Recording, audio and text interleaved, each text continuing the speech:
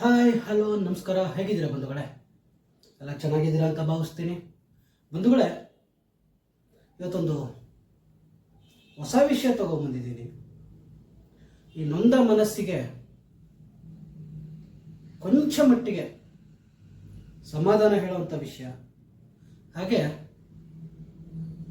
ನಮ್ಮ ಈ ಸಭ್ಯ ಸಮಾಜದ ಕೆಲವು ಹೆಣ್ಣುಮಕ್ಕಳು ಈ ಹಣಕ್ಕಾಗಿಯೇ ಮದುವೆಯಾಗಿ ನಾಟಕ ಆಡುವಂಥವ್ರು ನಿಜ ಬಣ್ಣನ ಬಯಲು ಮಾಡಕ್ಕೆ ಹೊರಟಿದ್ದೀನಿ. ಹಾಗೆ ಸ್ವಲ್ಪ ಈ ಪ್ರೀತಿ ಪ್ರೇಮ ಅಂತ ನಂಬ್ಕೊಂಡು ಮನೆಯವ್ರಿಗೆ ಇಷ್ಟ ಇಲ್ಲದಿದ್ರು ನನಗೆ ಅವಳೇ ಬೇಕು ಅಂತೇಳಿ ಹಿಂಸೆ ಮಾಡಿ ಮದುವೆ ಮಾಡಿಕೊಂಡು ನಾಳೆ ದಿವಸ ಅದು ಏನೇನಾಗಿರುತ್ತೆ ಅನ್ನೋಂಥದ್ದು ಕೆಲವು ಮನೇಲಿ ಈಗಾಗಲೇ ತಿಳಿದಿರುತ್ತೆ. ಇನ್ನು ಈ ಮೊನ್ನೆ ನಮ್ಮ ಸ್ನೇಹಿತನೊಬ್ಬರನ್ನು ಕೇಳ್ತಿದ್ದೆ, ಏನು ಸ್ವಾಮಿ ಕತೆ ಇದು, ಎಲ್ಲೋಗ್ತಾ ಇದೆ ನಮ್ಮ ಸಭ್ಯ ಸಮಾಜ, ಏನಾಗ್ತಾ ಇದೆ? ಈ 498A ಅನ್ನೋಂಥದ್ದು ಅಷ್ಟೊಂದು ಕ್ರೂರಿನ? ಅಯ್ಯಪ್ಪ ಒಂದು ಮಾತು ಹೇಳಿದ್ರು ಬಂಧುಗಳೇ. ಎಂಥ ಮಾತು ಅಂದರೆ, ಈ IPC 498A ಅನ್ನುವಂಥದ್ದು ನೊಂದು ಬೆಂದು ಹಿಂಸೆಗೊಳಗಾಗಿರುವಂಥ ಹೆಣ್ಣು ಮಕ್ಕಳಿಗೋಸ್ಕರ ಕಾನೂನು ಮಾಡಿದ್ರು. ಆದರೆ ಇವತ್ತಿನ ದಿವಸ ಈ 498A ಅನ್ನೋ ಕಾನೂನಿಂದ ಮಸಣ ಕಂಡಿರೋ ಹೆಣಗಳೆಷ್ಟು, ನೊಂದ ತಂದೆ ತಾಯಿಯರೆಷ್ಟು, ಬೇರೆ ಬೇರಾದ ಸ್ನೇಹಿತರೆಷ್ಟು, ಅರೆ ಹುಚ್ಚರಾದವರೆಷ್ಟು. ಈ 498A ಸಭ್ಯ ಸಮಾಜ ಇದರಲ್ಲಿ ನೊಂದಿರೋ ಹೆಣ್ಮಕ್ಳಿಗೆ ಉಪಯೋಗ ಆಗಲಿ ಅಂತ ಮಾಡಿದ ಕಾನೂನು ಅಥವಾ ಮನುಜ ಕುಲ ಕಂಟಿದ ಶಾಪದ ಕಾನೂನು ತಿಳಿದಿಲ್ಲ ಬಂಧುಗಳೇ. ಸಾಕಷ್ಟು ಜನ ಅಮಾಯಕರು ಒಂದು ಬಿದ್ದು ಹೋಗ್ತಾ ಇದ್ದಾರೆ, ಬದುಕಿದ್ರು ಸತ್ತಿರೋ ರೀತಿಯಲ್ಲಿ ಬದುಕ್ತಾ ಇದ್ದಾರೆ. ಆದರೆ ಇಂಥವ್ರ ನಡುವೆ ನಮ್ಮ ಕೆಲವು ಹುಡುಗರಿದ್ದಾರೆ, ಮದುವೆ ಮೇಲೆ ಎಷ್ಟೋ ಆಸೆ ಇಟ್ಕೊಂಡಿರ್ತಾರೆ. ಆ ಆಸೆನ ಬಂಡವಾಳಗಿಟ್ಟುಕೊಂಡು ನುಚ್ಚು ನೂರು ಮಾಡುವಂತಹ ಕೆಲವು ಹೆಣ್ಣು ಮಕ್ಕಳಿಗೆ ಅದು ಏನು ಹೇಳಬೇಕೋ ಗೊತ್ತಿಲ್ಲ. ಇನ್ನು ಕೆಲವು ಹೆಣ್ಮಕ್ಳಿದ್ದಾರೆ ಪಾಪ ಗಂಡನೇ ದೇವರು ಅಂದ್ಕೊಂಡು, ಅತ್ತೆ ಮಾವಂದಿರನೇ ದೇವರು ಅಂದ್ಕೊಂಡು ಬದುಕಿರೋರಿದ್ದಾರೆ. ಗಂಡ ಕುಡ್ಕೊ ಒಂದು ಹೊಡೆದ್ರು ನನ್ನ ಗಂಡ ಅನ್ನೊಂದು ಜೊತೆಗಿರ್ಲಿ ಅಂತೇಳಿ ಬದುಕ್ತಿರೋ ಹೆಣ್ಮಕ್ಳು ಎಷ್ಟೋ ಇದ್ದಾರೆ. ಆದರೆ ಈ ಮಹಾತಾಯಿ 50 ಮದುವೆ ಆಗಿದ್ದಾಳೆ. Oh my God!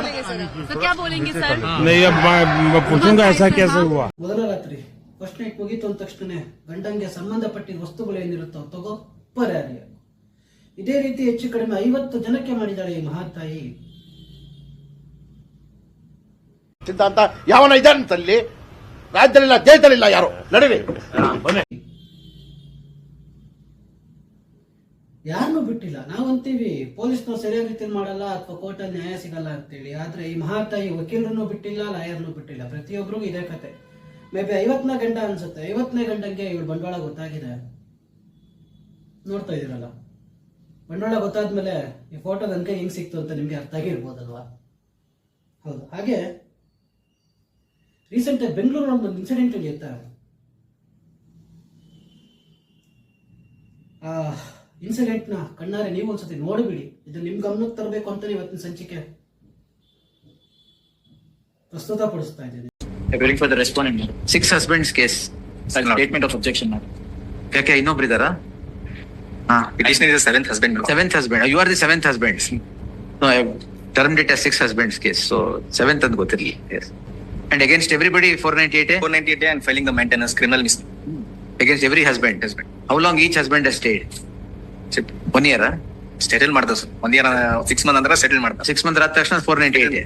ಕೇಸ್ ವಾಪಸ್ ತಗೊಂಡು ಸೆಟಲ್ ಮಾಡ್ಬೋದು. All 6 times. All 6. This is going to be the exemplary cost on you. One time. You are playing with the law. Charge sheet also filed against the respondent number 2 ಮೇಲೆ. Annexury crime. Charge sheet ಆಗಿದೆಯಾ? ಅವ್ರ ಮೇಲೆ ನಾವು 420 complaint ಮಾಡಿದ್ವಿ. ಹಾ. Photographs ಮತ್ತೆ register ಮಾಡಿ. Last time I have said all 6 husbands are there. Photographs and marriage certificates. Yes sir. ಆ ಚಾರ್ಜ್ ಶೀಟ್ ಕಂಟಿನ್ಯೂ ಆಗಲಿ ಒಂದು, ಬಟ್ ಇದರಲ್ಲಿ another proceeding for malicious prosecution I will permit. How many cases you file? Every 6 months change the husband, initiate 498A. The learned counsel appearing for the respondent seeks a week's time. List the matter on 21st at 4 p.m. for further hearing. Get all the details of all the husbands. And what has happened to every case? 498A settlement. ಎಲ್ಲದರಲ್ಲೂ settlement ಆಗಿ ನೀವ್ ಯಾಕೆ ಮಾಡ್ಕೊಳ್ಳಿಲ್ಲ? ದುಡ್ಡಿಲ್ವಾ? ಎಷ್ಟು ನಮ್ಮ ಹೆಣ್ಣು ಮಕ್ಕಳನ್ನ ಭಾರತ್ ಮಾತೆಗೆ ಹೋಲಿಸ್ತೀವಿ, ಭೂಮಿ ತಾಯಿಗೆ ಹೋಲಿಸ್ತೀವಿ, ತಾಯಿ ಚಾಮುಂಡೇಶ್ವರಿಗೆ ಹೋಲಿಸ್ತೀವಿ, ಭುವನೇಶ್ವರಿಗೆ ಹೋಲಿಸ್ತೀವಿ, ತಾಯಿಗೆ ಹೋಲಿಸ್ತೀವಿ. ಆದರೆ ಹೆಣ್ಣು ಮಕ್ಕಳು ಏನು ಮಾಡಕ್ಕೆ ಹೊರಟಿದ್ದಾರೆ? ಎಲ್ಲ ಹೆಣ್ಮಕ್ಳಿಗೂ ನಾನು ಹೇಳ್ತಾ ಇಲ್ಲ, ನೆನಪಿರ್ಲಿ, ಗೊತ್ತಿದೆ ಏನಾಗುತ್ತೆ ಅಂತೇಳಿ. ಎಲ್ಲ ಹೆಣ್ಮಕ್ಳಿಗೂ ಹೇಳ್ತಾ ಇಲ್ಲ, ಮತ್ತೊಮ್ಮೆ ಮಗದೊಮ್ಮೆ ನಾನು ಯಾವಾಗಲೂ ಹೇಳ್ತಾ ಇರ್ತೀನಿ, ನನ್ನ ಸಂಚಿಕೆ ಆಗಲಿ, ನನ್ನ ಚಾನಲ್ ಆಗಲಿ, ಈ 498 ಬಳಸ್ಕೊಂಡು ಲೀಗಲ್ ಟೆರರಿಸಂ ಮಾಡ್ತಿರೋ, ಲೀಗಲ್ ಆಗಿ ಓಡಾಡ್ಕೊಂಡು ಲೀಗಲ್ ಆಗಿ ಹಂಗ್ ಮಾಡ್ದ ಅಂತೇಳಿ ಮರ್ಯಾದೆ ಗುಟ್ಟಿಕೊಂಡು ಓಡಾಡ್ತಾ ಇದ್ರಲ್ಲ ನಮ್ಮ ಸಭ್ಯ ಸಮಾಜದ ಸಂಪ್ರದಾಯಸ್ಥ ಹೆಣ್ಮಕ್ಳು, ಅವರಿಗಷ್ಟೇ ನನ್ನ ಚಾನಲ್ ಇರೋದು. ಅವ್ರ ಬಂಡವಾಳಗಳನ್ನ ಬಯಲು ಮಾಡಬೇಕು ಅಂತಲೇ ನನ್ನ ಚಾನಲ್ ಇರೋದು. ಈ ಫಾಲ್ಸ್ 498 ಏನಿದೆ ಅದನ್ನು ಬುಡ ಸಮೇತ ಕಿತ್ತಾಕ್ಬೇಕು ಅನ್ನೋದಕ್ಕೋಸ್ಕರ ನನ್ನ ಚಾನಲ್ ಇರೋದು. ನೊಂದ ಗಂಡು ಮಕ್ಕಳಿಗೆ ಸಮಾಧಾನ ಹೇಳೋಕ್ಕೋಸ್ಕರ ನನ್ನ ಚಾನಲ್ ಇರೋದು. ಉದ್ದೇಶಪೂರ್ವಕವಾಗಿ ಯಾವುದನ್ನೇ ಮಾತನ್ನ ಕಟ್ಟುಕತೆ, ಸೃಷ್ಟಿ, ಕಾಲ್ಪನಿಕ ಕಥೆಗಳು ನಾನು ಯಾವುದು ಇಲ್ಲಿ ಹೇಳಕ್ ಬಂದಿಲ್ಲ. ಗಮನ ಇರಲಿ. ಎಷ್ಟೋ ಆಸೆ ಇಟ್ಕೊಂಡು ಇಲ್ಲೊಬ್ಬ ಮಹಾನ್ ಭಾವ ಇದನ್ನು ನೋಡಿ, ಮದುವೆ ಮೇಲೆ ಎಷ್ಟು ಆಸೆ ಇಟ್ಕೊಂಡಿದ್ದಾನೆ ಅಂತ ಕಣ್ಣಾರೆ ಕಂಡುಬಿಡಿ.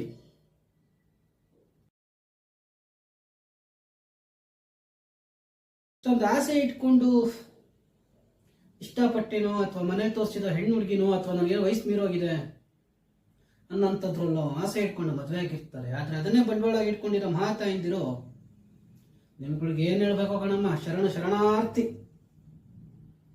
ವಿಷಯಕ್ಕೆ ಬರ್ತೀನಿ. ಈ ಬೆಂಗಳೂರಲ್ಲಿ ನಡೆದಿರೋ ಇನ್ಸಿಡೆಂಟು ಹೈಕೋರ್ಟ್ಗೆ ಹೋಗುತ್ತೆ. ಆ ಮಹಾತಾಯಿ ಒಂದಲ್ಲ, ಎರಡಲ್ಲ, ಮೂರಲ್ಲ, ನಾಲ್ಕಲ್ಲ, 5 ಅಲ್ಲ, 6 ಅಲ್ಲ, 7 ಮದುವೆಗಳಾಗಿದ್ದಾಳೆ. ಯಾರನ್ನೂ ಬಿಟ್ಟಿಲ್ಲ. ಸುಮಾರು 6 ತಿಂಗಳು, ವರ್ಷ ಸಂಸಾರ ಮಾಡುವಂಥದ್ದು, 498 ವರದಕ್ಷಿಣೆ ಕಿರುಕುಳ ಕೊಟ್ಟ ಅಂತ ಕೇಸ್ ಹಾಕುವಂಥದ್ದು, ಅವ್ರ ಕೈಲಿ ಹಣ ಕೀಳುವಂಥದ್ದು. ಅಣ್ಣ ತಮ್ಮದಿರ್ತಾರಲ್ಲ ಬೇಕೂಫಾಗಳು, ಕೆಲ್ಸಕ್ಕೆ ಬರ್ದಲ್ಲೇ ಇರೋರು. ಈಗ ಕೆಲವು ತಾಯಿಂದಿರಿದ್ದಾರೆ ಅಥವಾ ಅಣ್ಣ ತಮ್ಮಂದಿರಿದ್ದಾರೆ, ಕೆಲವು, ಮತ್ತೊಮ್ಮೆ ನಾನು ಹೇಳ್ತಾ ಇದ್ದೀನಿ, ಕೆಲವು ಮದುವೆ ಮಾಡೋದು ಮಾಡ್ಬಿಡ್ತಾರೆ. ಈ ಕೆಲವರು ಉದ್ದೇಶ ಹೆಂಗಿರುತ್ತೆ ಅಂತಂದ್ರೆ, ಈ ಅಣ್ಣ ತಂದಿರ್ತಾರಲ್ಲ, ಹೆಣ್ಮಕ್ಳು ಅಣ್ಣ ತಂದಿರೋ ಅಥವಾ ತಾಯಿಂದಿರೋ, ಅವ್ರುಗಳು ಮದ್ವೆ ಅಂತ ಬಂದ ತಕ್ಷಣ ಮದ್ವೆ ಮಾಡಿ ಅಥವಾ ತನ್ನ ಮಗಳು ಕುತ್ತಿಗೆಗೆ ಯಾರೋ ಮಿಕ್ಕ ಒಬ್ಬ ಸಿಕ್ತಾ ತಾಳಿ ಕಟ್ತಾ ಅಂದ ಕೂಡಲೇ ರಿಯಾಕ್ಷನ್ ಹೇಗಿರುತ್ತೆ ಅಂದ್ರೆ, ನನಗೂ ಫ್ರೀ, ನಿಮಗೂ ಫ್ರೀ. ಗಂಡು ಮಕ್ಳೇನು ಬಿಟ್ಟಿ ಬಿದ್ದಿರ್ತಾರ ಸ್ವಾಮಿ? ಇದಕ್ಕೆ ಏನ್ ಹೇಳ್ಬೇಕೋ ಗೊತ್ತಿಲ್ಲ. ಆದ್ರೆ ಈ ಮಹಾತಾಯಿ 6 ತಿಂಗಳಿಗೆ ಇಷ್ಟಿಷ್ಟು ಅಂತ ಅಮೌಂಟ್ ಇಸ್ಕೊಂಡು ಹಿಂಗ್ ಮಾಡಿದ್ರೆ ಆ ಹುಡುಗರು ಜೀವನ ಏನಾಗ್ಬೇಕು, ಮರ್ಯಾದೆ ಏನಾಗ್ಬೇಕು, ಅಥವಾ ಅವ್ರ ಮನೆತನ ಏನಾಗ್ಬೇಕು, ಮನೆತನದ ಹಿರಿಯರ ಗೌರವ ಏನಾಗ್ಬೇಕು?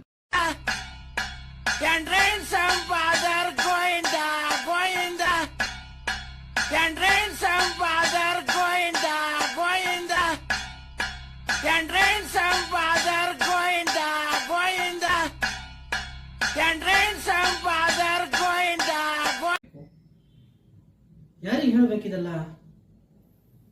ಮಾನ್ಯ ನ್ಯಾಯಮೂರ್ತಿಗಳಿಗೆ ಕನ್ಫ್ಯೂಸ್ ಆಗೋಗುತ್ತಿದ್ದು ನೋಡಿ. ಓ ಹೌದಾ ಅಂತ ಕೇಳ್ತಾರೆ. ನನಗೆ ಏನ್ ಹೇಳ್ಬೇಕು ಅಂದ್ರೆ ನನಗೆ ಮಾತೇ ಬರ್ತಾ ಇಲ್ಲ ಸ್ನೇಹಿತರೆ. ಅದು ವಿಡಿಯೋ ನೋಡಿದ್ರೆ ಈ ನಮ್ಮ ನ್ಯಾಯಾಲಯ ಆಗ್ಲಿ ಅಥವಾ ನಮ್ಮ ದಂಡ ಸಂಹಿತೆ ಏನಾಗಿದೆ, ಕಾನೂನು ಏನಾಗಿದೆ, ಯಾಕೆ ಇದ್ರ ಬಗ್ಗೆ ಗಮನ ಹರಿಸ್ತಾ ಇಲ್ಲ ಅನ್ನೋಂಥದ್ದು ಈವರೆಗೂ ನನಗೆ ಗೊತ್ತಾಗಿಲ್ಲ.